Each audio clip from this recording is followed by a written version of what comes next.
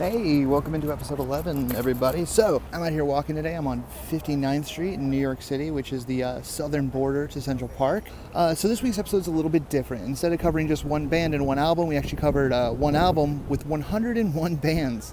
And yeah, I hope you guys like it. So my name's Aaron Haag. The other guy talking will be John Bryan, but he couldn't be here right now. And welcome to the Pod Punk Show.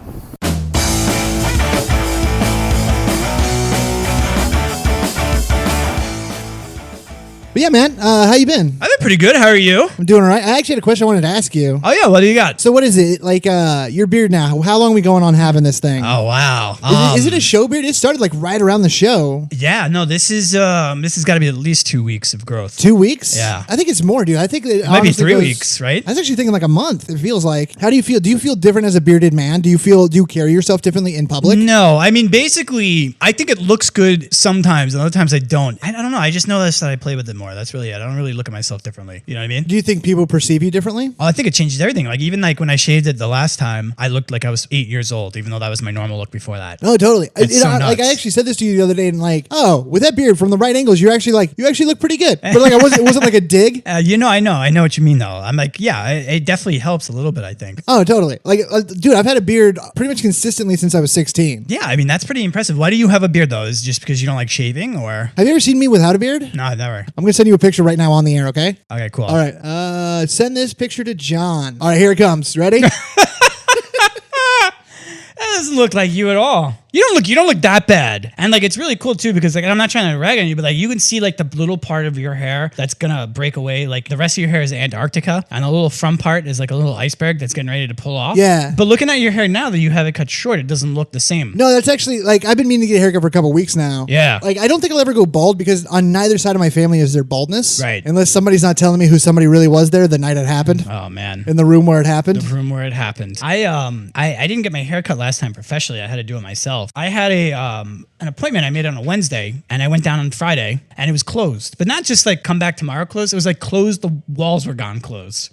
And they shut it down. And I'm just like, why would you take my appointment if you know you're like that behind on rent that any day the landlord can just come in and knock everything down? Was it a drug front? No, it wasn't a drug front, but They cut hair too good to be a drug front? If I can pull up the Ooh, I have a question. Do you ever think there's been a business that was started as a drug front, but the front business actually became so successful they stopped selling drugs? Oh yeah, no, I mean, that's got to happen all the time. Like, there's got to be like a bar somewhere that they're like, actually, we don't need to like potentially go to federal prison. That's actually how Ed Hardy started.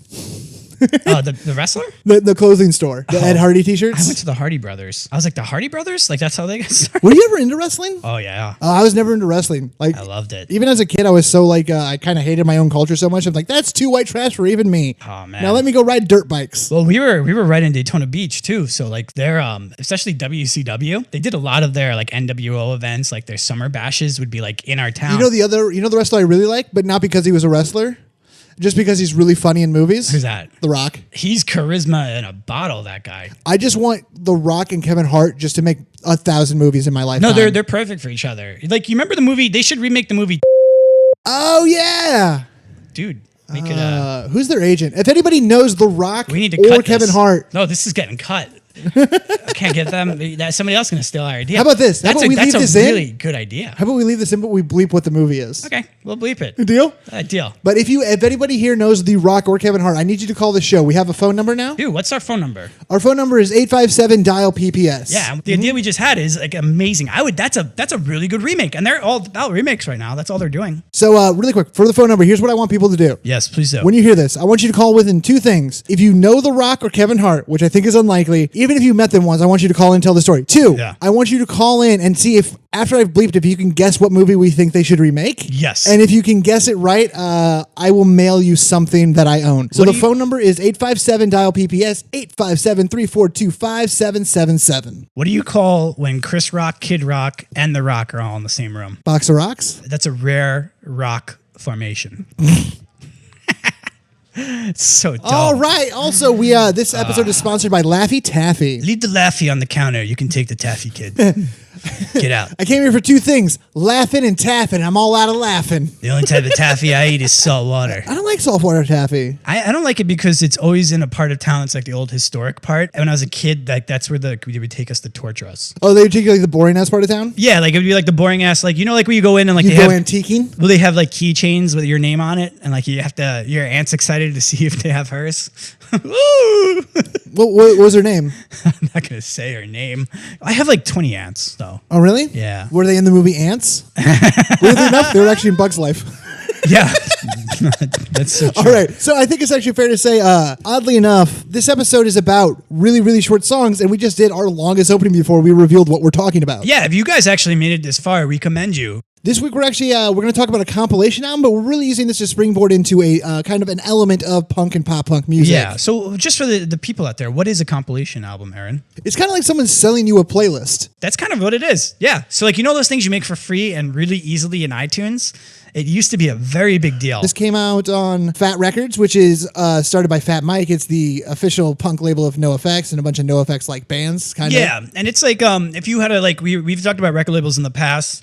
I'd say like Epitaph, Drive Thru, Feel by Ramen are like kind of the big ones. Fat would be like a B level. It's very big and very influential, but I don't think it's as big as. It's also the most indie, like defiantly indie. Yeah, and it's run by they have a great czar over there by the name of Fat Mike. This album is called Short Music for Short People. Yes. It's a album of 101 bands playing songs that are all about 30 seconds. Yeah. So me and John were like, hey, what should we do next week? Well, we have a couple of bands we're working on, but we want to make sure we give them enough time to really like develop those episodes out. Yeah, they need to go back in the oven just a little bit longer. Yeah, there's still a little pink in the middle. Yeah, and like when we stuck the actual butter knife into it, it did come out with some of the goo. So from what I'm told is that's not okay. John, that was a person. That wasn't food. So we decided, hey, let's do an episode about. I actually mentioned this to John because this is an album I had as a kid. Yeah. I'm like, hey, let's kind of do this. This will be fun. We can talk about a lot of bands. Yeah. We can talk about short music. It's really obscure. It was in 1999 is when this came out. So Fat Records is pretty young at the time, and apparently it just seems like Fat Mike kind of started making some phone calls, and he's like, we're putting out a new compilation. We want you on it. The rules are you have to make a 30-second song and send it to Fat Records. That's it. That's all you know. Most of the songs off this were recorded for this compilation. And then the other thing too that I think is kind of interesting, and it's a tough album to find. This isn't available on iTunes, so I actually had to lend John a CD. Yeah, no, that was weird. Just for fun, let's tell everybody who all the bands on this record are. There's 101 of them. You ready? Oh yeah, there's a lot. All right, let's take a deep breath. Ready? Ready.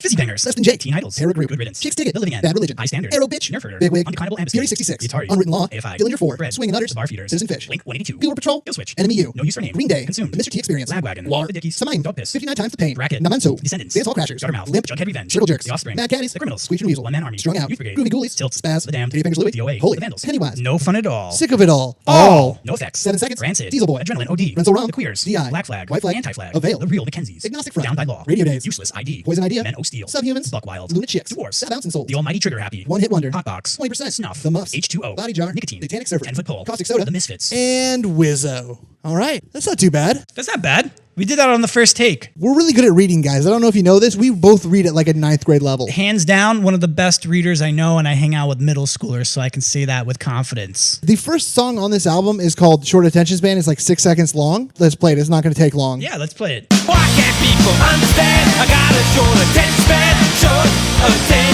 span. I could see young John Bryan in 1999 going into like a Walmart. This would be one that I would think that I had found like a gold mine. I'd be like, there's 101 bands. You actually think like they marked it wrong? Yeah, like I would be like, oh my God, like these prices are low. Roll back. And I would take it home and then I would realize like it's not real songs and it's 30-second songs and you really can't get much from it by listening to it in that aspect. But now being an adult and looking back at it, I think the actual songs tell you a lot about the band. Let's take the Bad Religion track on this for example. Okay, cool. So Bad Religion, they have a song on this. It's kind of early on. It's called Out of Hand. It's less than 30 seconds, but it has all the hallmarks of a Bad Religion song. Do you know what I mean? No, absolutely. It comes right in and it's them. Yeah, you have the like signature Bad Religion type of harmony. Right. You have like a thundering drum underneath it. It has a very specific message because Greg Graffin always has something to say. No, he comes right into it. So I have a question for you. How did you there's 101 bands on this album. How did you even attack this? Like what was your game plan? For this episode? Yeah. To like get ready for this episode, I literally just listened to it a bunch of times in a row. Okay. Because since they're so short, it's not like I'm going to be like, I'm just going to like pick out the hits. Like Exactly. It's 40 minutes. Yeah. It comes and goes really really quick. Honestly, though, because like we've talked a lot about in the episode, and like it's almost like our characters on the show. Like, I'm a guy who only listens to the instrument. John's like, I know the words. Yeah, exactly. Like almost like we're like a meet cute,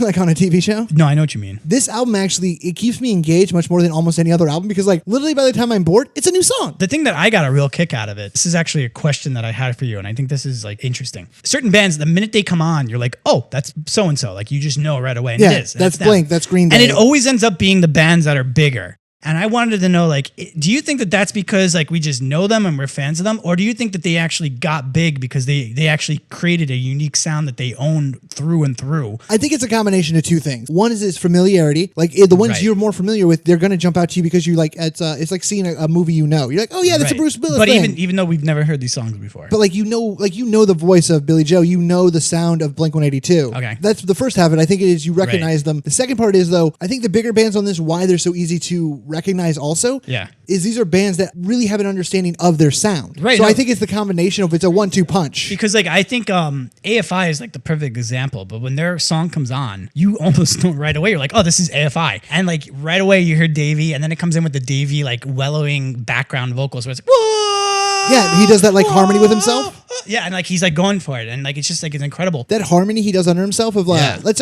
play that one. All right, cool. I will stop dreaming.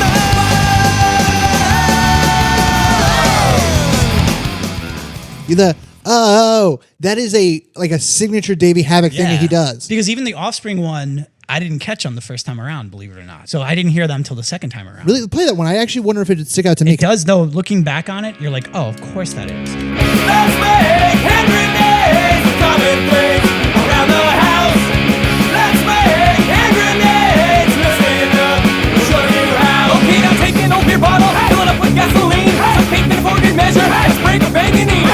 Stuff the sock into the top of the zipper, you'll be king, yeah. Let's make hand grenades. So yeah, no, that song, it actually sounds a little more musically like the Vandals than the Offspring. Yeah, okay, that makes sense. It's also, this is 99. So the Offspring, they had Smash. We did a big episode on Smash. It's Yeah. one of our better episodes in my Episode opinion. number 7. So the Offspring, they started very punk, but then they kind of developed more of their own more unique sound outside of punk. Yeah. This song, they went back to their punk roots, and it's really like it's almost like one, the time two, 1, 2, capsule. 1, 2, 1, yeah, 2. it's like Offspring back in the early 90s again. But it does kind of pass you by because they're not doing the signature Offspring thing. They're doing a punk ass fucking song. No, absolutely. The other thing that's amazing about this song is it's an instructional song that tells you how to make homemade hand grenades. Oh, it's great. So there's one on here. It's from Guttermouth.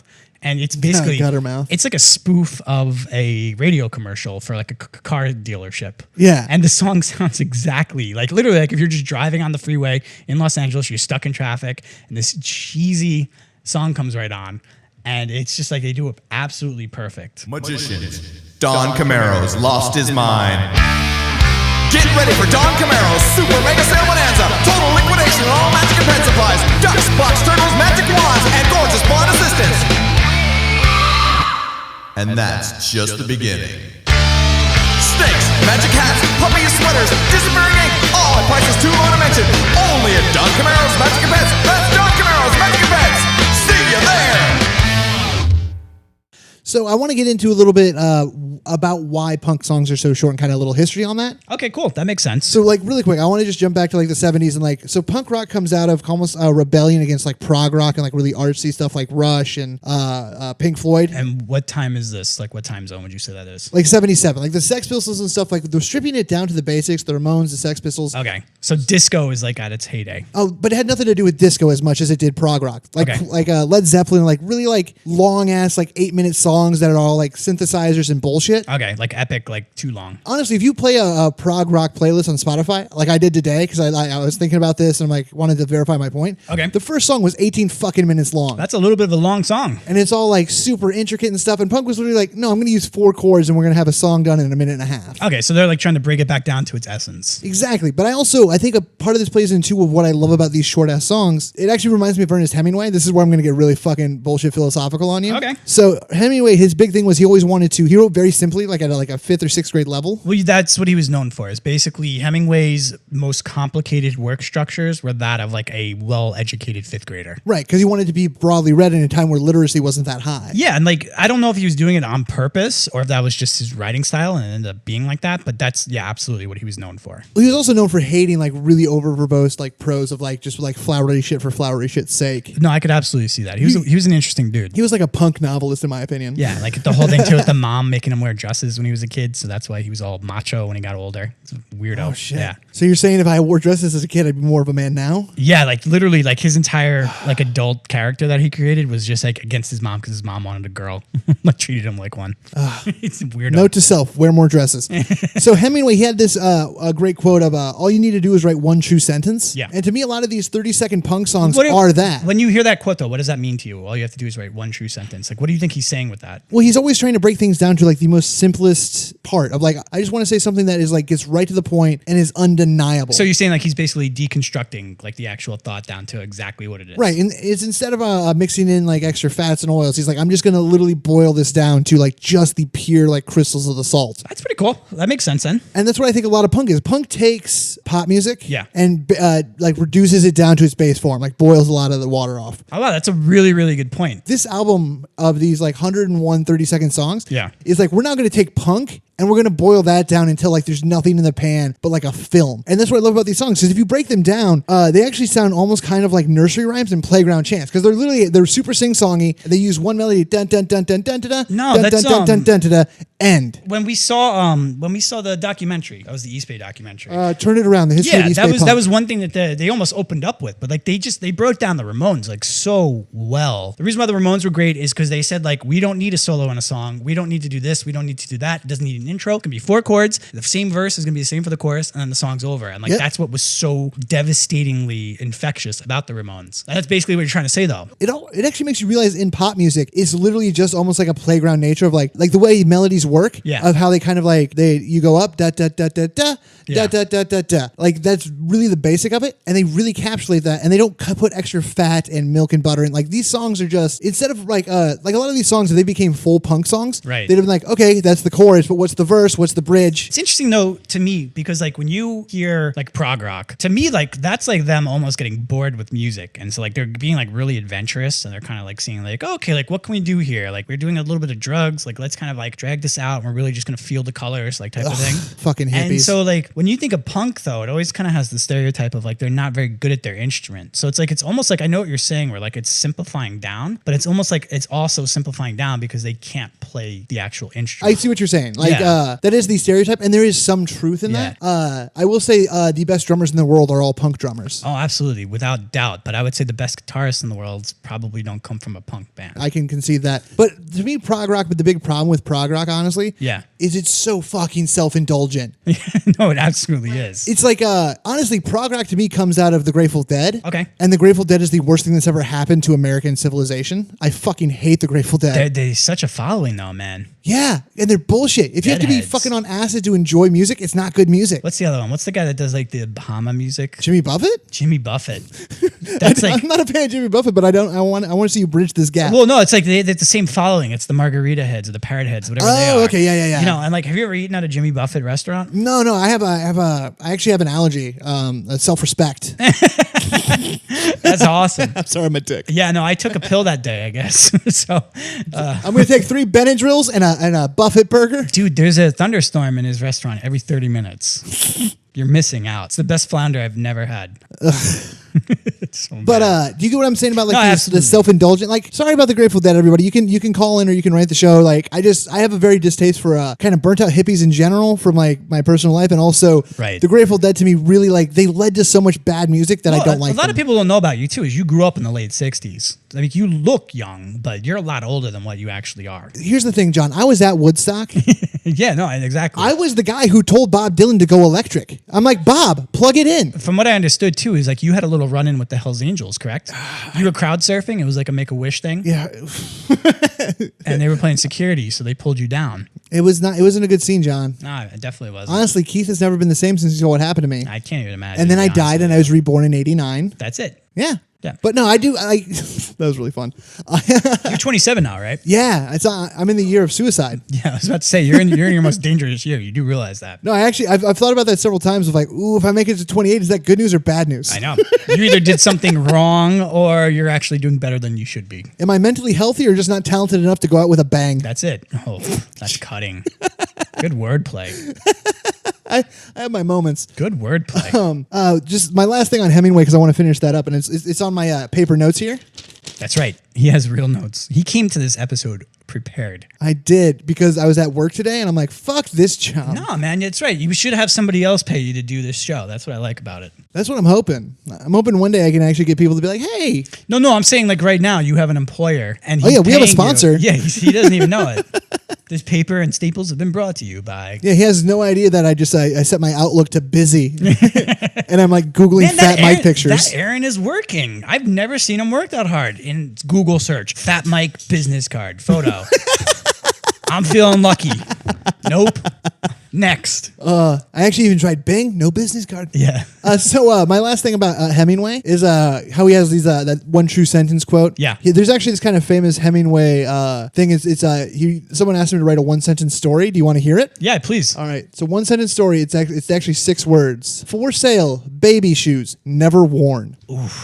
That is cutting. It's fucking dark, right? That is genius. Do you think if Hemingway was born in like the 70s or 80s, he would have fucking loved like Smashing Pumpkins? Like I think Hemingway, if he would have been born in a different era, would have fucking loved Bullet with Butterfly Wings. No, absolutely. He would have been great to have around now, especially to a technology. But oh my God, that is crazy. For sale, baby shoes, never worn. Because it tells you a whole story arc. You start at the beginning of for sale, then baby shoes, which introduces a character and also someone selling them. Well, it's the never worn part that like really... Right. Because that's telling you that the person actually did buy the baby shoes for themselves, for their baby that was never born. It's a 6-word beginning, middle, and end. He's I wish I could do that. He's one of my favorite authors. He's such a badass. Oh, really? I love J.K. Rowling. J.K. Rowling. She's good too. Her stuff's okay. She's no Hemingway. She's no Hemingway. She does write at a kind of a freshman high school level, a little too high for me. You know who I like? I like Old Man in the Sea. I don't need no magic. That's it. I want to go out. I want to kill a lion. I want to stuff it, put it on my wall, and write a story about it. And I'm gonna be like, hey Simba, who the king now? No, but Hemingway was great. Like he used to just get in his boat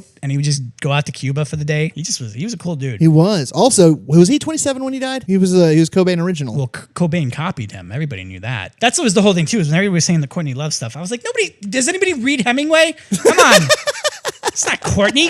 It's right there in front of us. Actually, John, I'm trying to be more respectful of you on the show and stuff. Well, it's about time. I'm sick of your bully attitude. I know, to be honest with but you. you're being really fucking dumb right now. You know why? Why am I being dumb right now? Because Courtney Love killed Ernest Hemingway. Holy shit. Wasn't the suicide note at the end, didn't it have like a part that was written in with somebody else's handwriting? It says it's better to fade out than burn away. She wrote a paragraph. That's how they knew it wasn't Hemingway, because he only writes a sentence.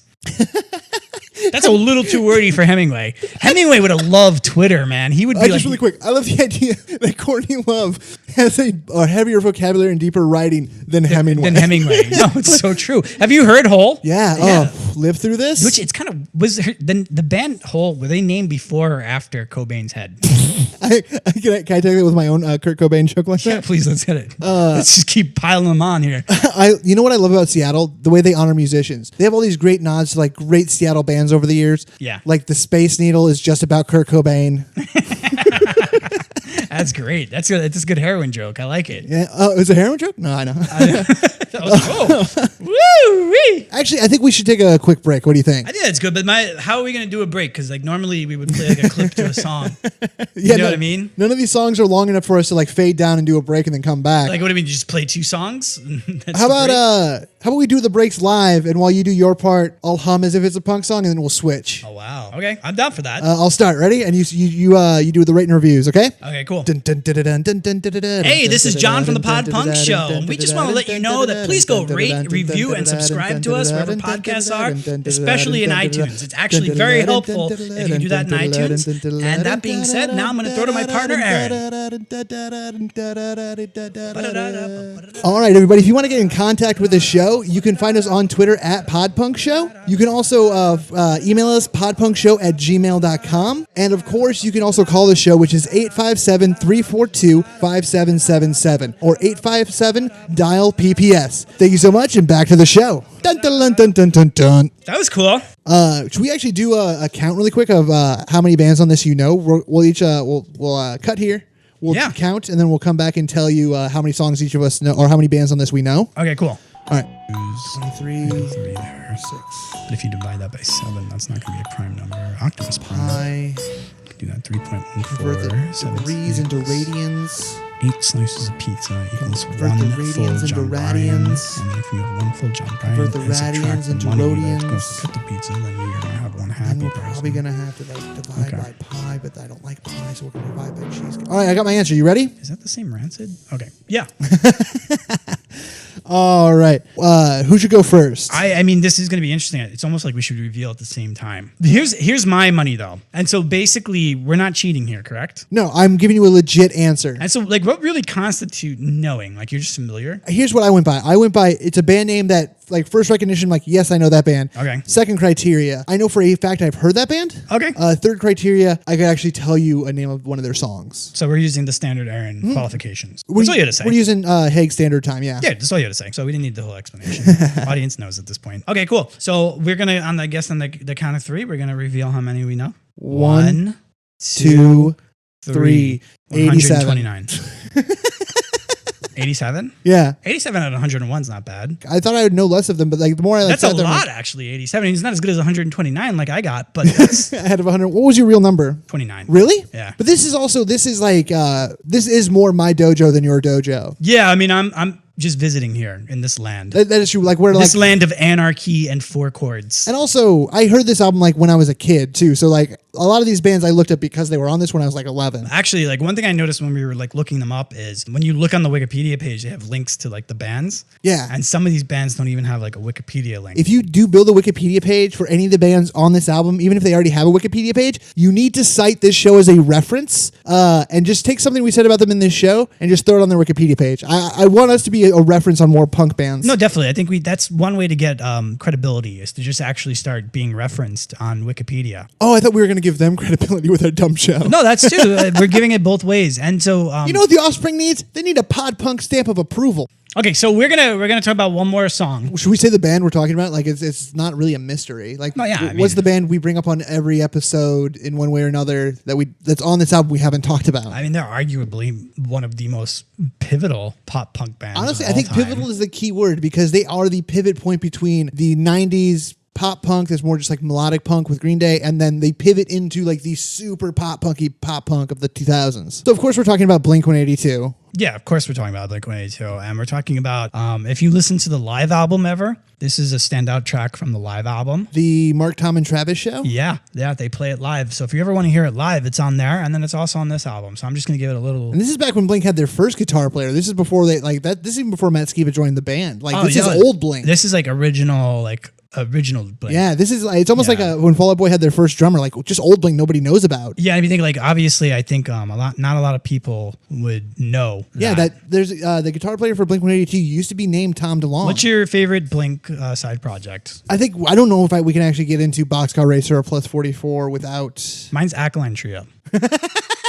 Yeah, no, I think Alkaline Trio is really good though. So anybody out there that's a fan of Blink-182, if you ever want to hear a side project, Alkaline Trio, I definitely recommend it. AK3. Yeah, Crimson, great album. Oh yeah, Crimson's great. So this song is actually because when I pitched this album to John, I mentioned because I brought it up to him in the past because I was actually singing Family Reunion, this Blink-182 song one day because it's really catchy. Yeah. And he's like, oh yeah, from the live album. I'm like, no, from the compilation. He was like, huh? And I was like, huh? Because I heard the live album, but I forgot it was on there. Yeah, no, absolutely. So I had known it from that. This is less than 30 seconds, but it is such a Blink song in every way. It's pure. It's perfect. Immature, but it also it's immature and it's kind of sloppy at first, but even then their better taste takes over with some really cool guitar work. It's perfect. Shit, piss, fuck, cunt, cocksucker, motherfucker, tits, fart, turd, and twat. Shit, piss, fuck, cunt, cocksucker, motherfucker, tits, fart, turd, and twat. Shit, piss, fuck, cunt, cocksucker, motherfucker, tits, fart, turd, and twat. Shit, piss, Fuck, cunt, cocksucker, motherfucker, tits, fart, dirty twat. I fucked your mom. This is my favorite part. Wanna suck my dad and my mommy too. Oh, is this thing on? But I mean, it's based off of a George Carlin joke. Well, here, let's take a step back. This is very, very fast, like fun comedy history. Yeah. There was actually no law about not being able to say those words on TV before George Carlin. And then the Supreme Court case actually cites his album as saying, like, yeah, you can't say those on TV. And they're using his list as the list. Oh, that's crazy. Like what he was going for completely backfired. Oh, that's nuts. So he was just basically trying to see how far he could push the line, and it actually ended up becoming law afterwards. He was making fun of like the bullshit politeness in television shows where like nobody curses. Yeah. And then they literally took that and made censorship laws based on that joke. Like Yeah, I mean, that that's is what the happens, list. though, yeah. It's look it up. It's fucking crazy. Yeah, no, that's what happens. They come around at you. So that's like a Tipper Gore with the explicit content. Really fun fact, a lot of musicians got together to actually fight against those. Yeah, it was a big deal. Nobody wanted them. And one of the bands that, one of the people who fought against it was Frank Zappa. Oh, wow. And just as a fuck you to Frank Zappa, his next album has a parental advisory for explicit lyrics on it. Yeah. It's an instrumental album. Oh, wow. And they still slapped it on there. It's just like to be like, fuck you for asking questions. Just to mess with them. Yeah. It's like, you need to be quiet and just play the game and you'll be fine. Fucking Tipper Gore. That's crazy, and like that's why there's punk. Okay, so we're gonna basically close this out here, and I wanted to go through each song and give it a rating, but Aaron said no, so that's not what we're gonna do. And I can see where he's coming from with that. There's 101 songs; they're 30 seconds long. I think it would be longer to rate the song than to actually just play them. Yeah, so I mean, I guess we're gonna rate a compilation here. I think it's fair though. Like 30 seconds? No, I think it's absolutely fair here. I mean, basically, it's 30 seconds. So, like, you can't really, you know what I mean? You're never going to get a compilation that's got 101 bands of this level and caliber. And, like, the main thing is, and we didn't talk about this before, and this was a note that I had, is this is before the internet, okay? So, in order to make a song, you had to mail it to Fat Records. How fucking fun must it have been to work that mailroom when you're putting it as compilation? Because you would just get you go, oh, here's Green Day. And you just would pull out the CD or the cassette, however they sent it to you, or the drive, and then you would put it in and you would listen to it. And it's 30 seconds, and like you get to just see like what their take on it was. That's gotta be hilarious. Like that's gotta be. I would love to almost just like sit down with Fat Mike and just be like, what was that like? Because that's gonna be so fucking awesome. You know what I mean? I like, just realized he probably called a lot of these bands to ask them about it or tell them about it on a landline. Yeah, no, that's exactly. And like, but like they had to mail it into him, so he's just opening up these letters. He's like, so that's just kind of how I look at it. It's just more like it must have been freaking really fun to be working at a record label that time, just like putting this together. Absolutely. I mean, I gotta give it a 5 out of 5. I think it's really creative. It's almost like I would love to hear it again today because it doesn't let the band, even though it's only 30 seconds, the band has to be really creative to stand out, or you know, they can just come through it. But if they're just going to come in and do it and not try to do anything creative, they have to then know their sound and their brand and like get it out. Like what you were saying with Bad Religion. That starts right off. And you're like, this is them. Yeah. And then when you get to H2O, they have a song about the guitarist and owner of Epitaph. And they're just talking about like, how he's like, please put out the gun. And that's got to be some sort of an inside joke somewhere. Yeah. So I think it's really clever. And I think I have to give props to Fat Mike for it. Like big time. Like that's whoever came up with this is like, that's a really good idea. Absolutely. And it's, I completely agree. Like I would go 5 out of 5 as well. Yeah. Like, so my spiel on it is, I completely agree. I actually think a lot of times, I actually think about this a lot with creativity.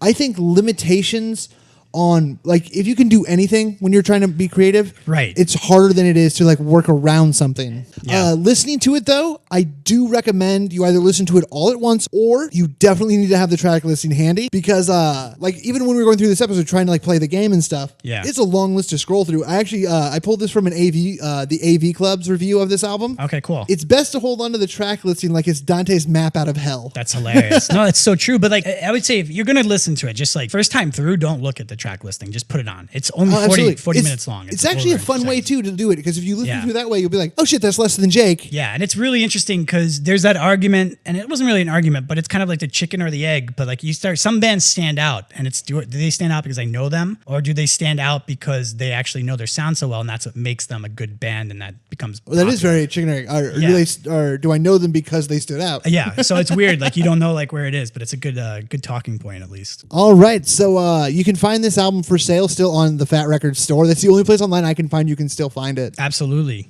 All right, my name is Aaron Haag. And this is John Bryan. Stay punk.